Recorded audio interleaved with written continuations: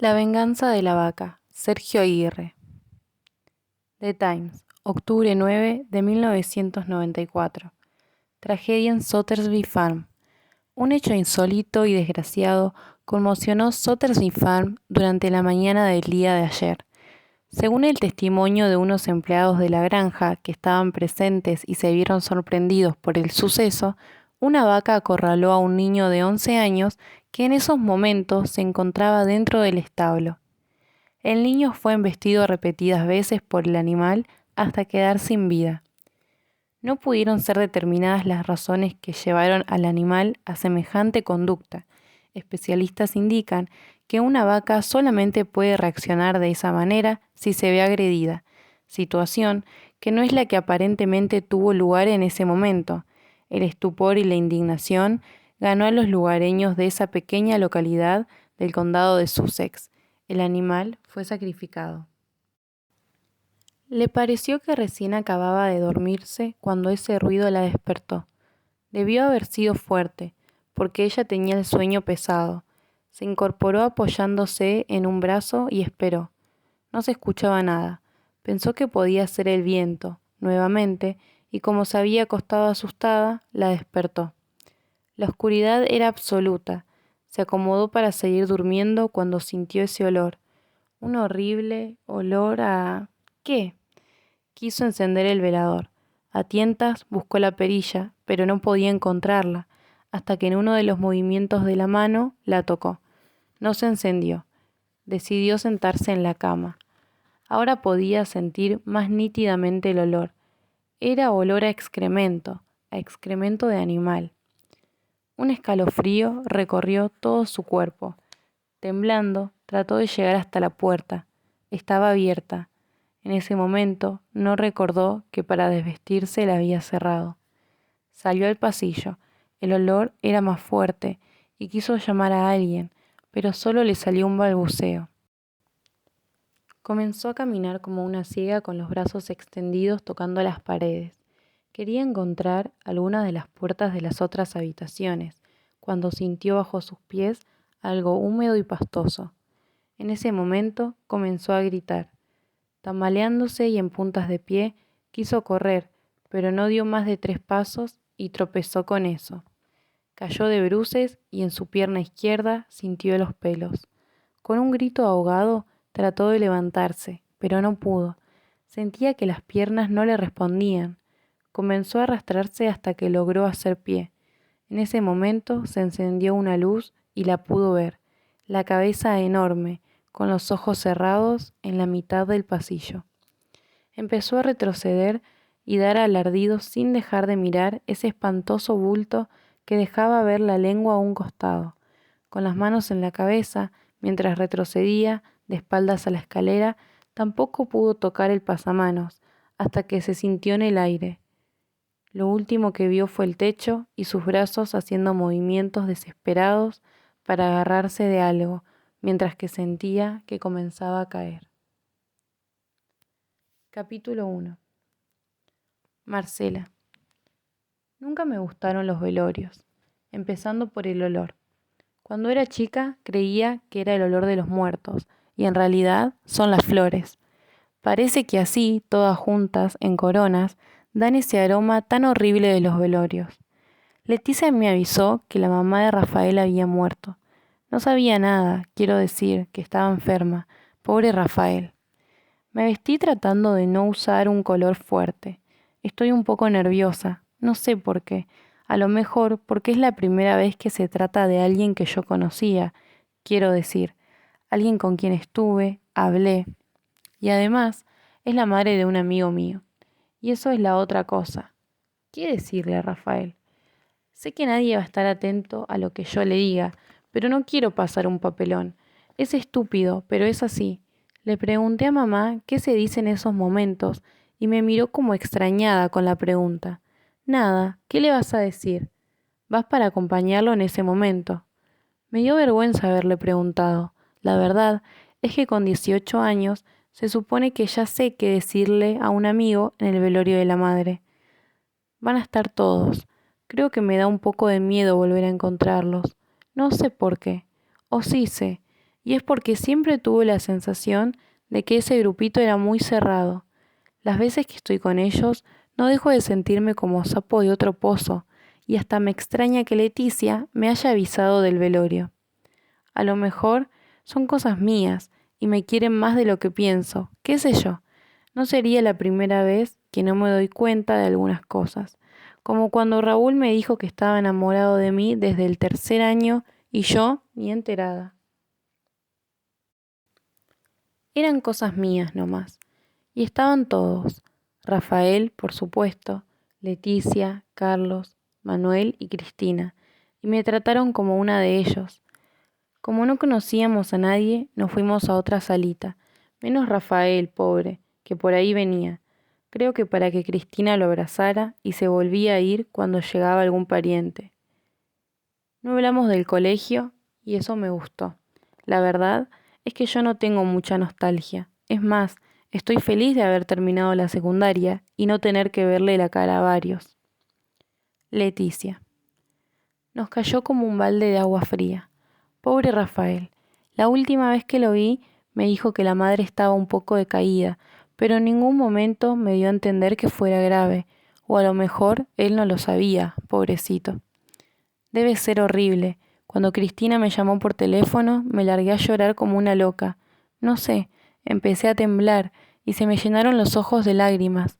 Y papá a mi lado, preguntándome qué había pasado, y yo que no podía hablar, pensaba en Rafael, en su mamá, pero lloraba porque en ese momento me acordé de lo otro, el año pasado. La muerte es horrible, me duele y me da bronca. Creo que por eso mi primer impulso fue llamar a Marcela, decirle.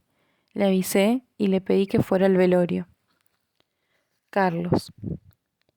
Rafael estaba muy mal, nunca lo había visto así, y eso me impresionó un poco. Quiero decir, hay personas que uno no puede imaginar llorando o desesperados, y cuando los ve, no sé, es como si fueran otros. Me dio tanta tristeza que en un momento sentía que si lo seguía mirando me largaba a llorar yo también. No era por la mamá, sino de verlo a Rafael. Estábamos todos. Fue un poco revivirlo el año pasado, pero ahora también estaba Marcela. Supuse que Leticia le había avisado, como quedamos. Cristina pareció adivinar mi pensamiento, porque en un momento se me acercó y me dijo que teníamos que juntarnos, que ya era tiempo, y que disponía de la casa del abuelo en las vertientes. Solo había que planificarlo. Manuel. Ni bien llegué y los vi a todos, y a Rafael llorando, no dudé que lo teníamos que hacer. A eso de las 2 de la mañana me fui con Leticia, y a las 2 cuadras paramos en un café. Me contó que Cristina tenía la casa, y que debíamos juntarnos para organizarnos. Pensamos que habría que esperar un tiempo, por Rafael, porque si alguien tenía que estar, era él. Cristina. Ya sé que es morboso, pero no puedo evitarlo. Apenas se durmió Rafael, volví a casa. Cuando estaba en la cama, abrí el cajón de la mesita de luz para ver de nuevo el recorte del diario. Me dio miedo. Es la primera vez que me da miedo. Capítulo 2. La casa del abuelo de Cristina era perfecta para los días de Semana Santa.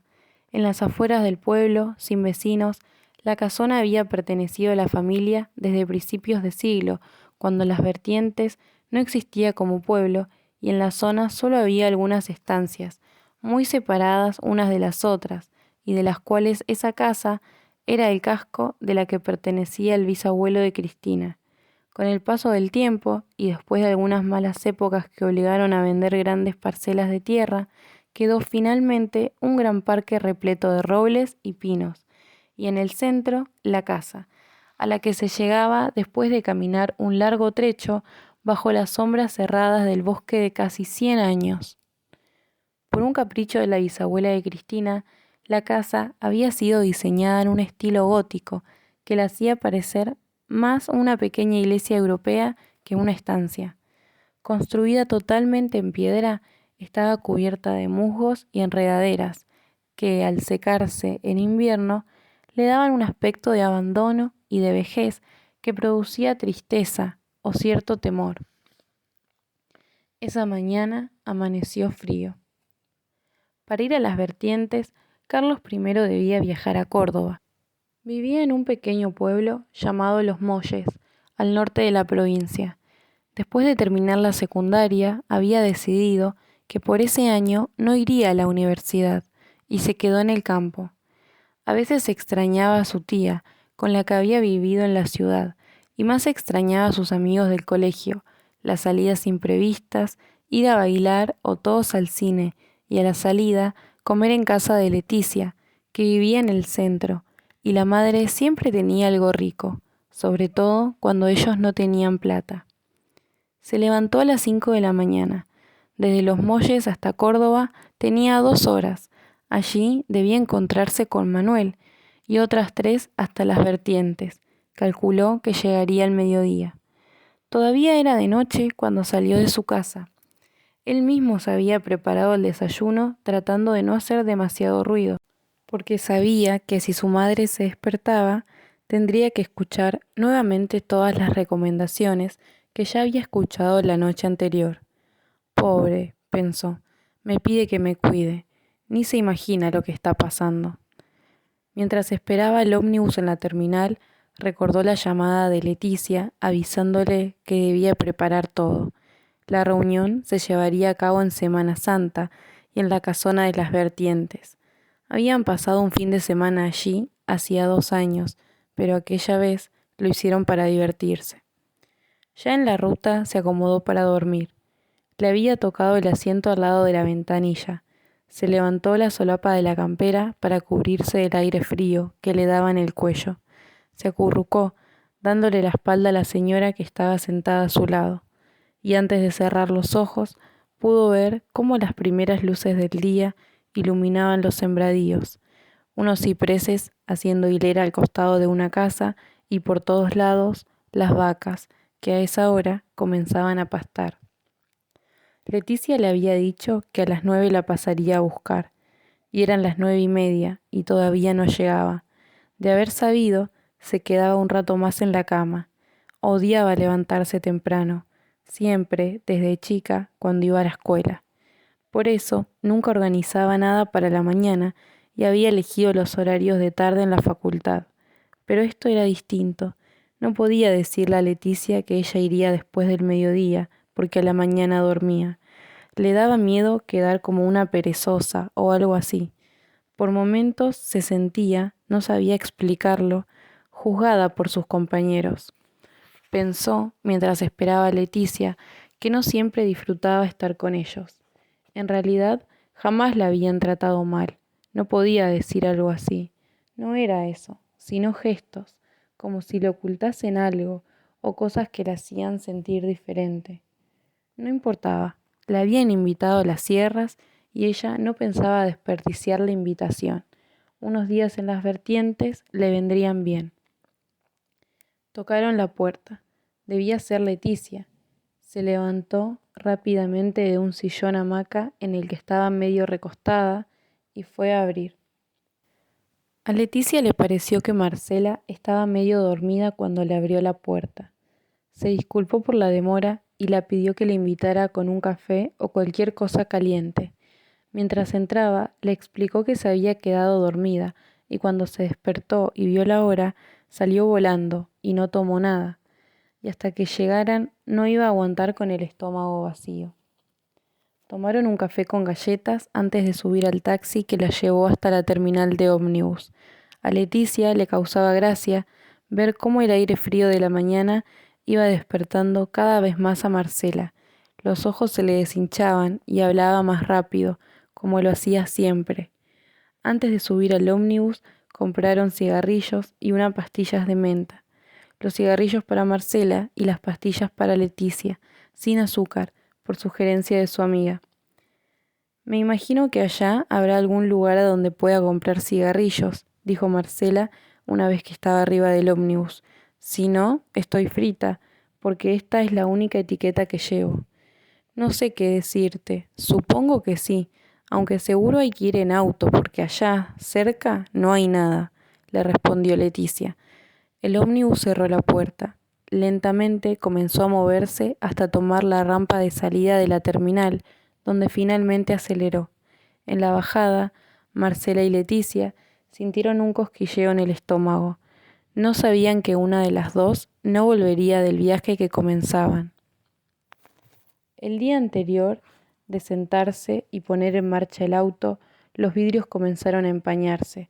Rafael pensó que comenzaban los fríos más fuertes y ya no era una buena idea dejar el auto en el patio sin entrar en la cochera. Se bajó del auto y se dirigió a la cocina. De un armario sacó una pequeña franela. Cuando la tuvo en sus manos, recordó a su madre, con la misma franela en las manos en las mañanas de la casa. Hacía más de 2 meses que había muerto, y lo seguían persiguiendo todos esos pequeños recuerdos que, pensó, no lo dejarían nunca.